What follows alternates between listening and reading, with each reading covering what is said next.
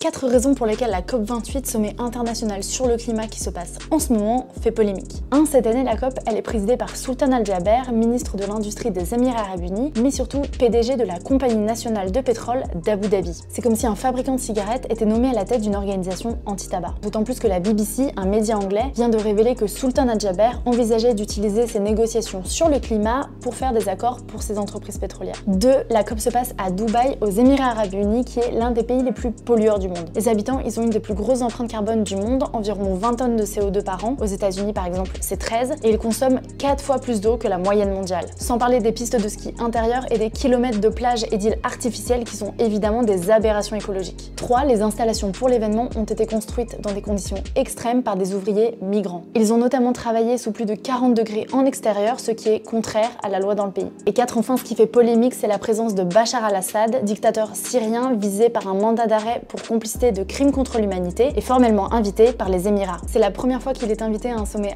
international depuis le début de la guerre en Syrie qui a commencé en 2011 et qui a fait plus de 300 000 morts civiles en 10 ans. Et pour les ONG de défense des droits humains, il est scandaleux qu'un événement comme la COP serve à le réintroduire dans la politique internationale sans qu'il ait rendu compte de ses crimes.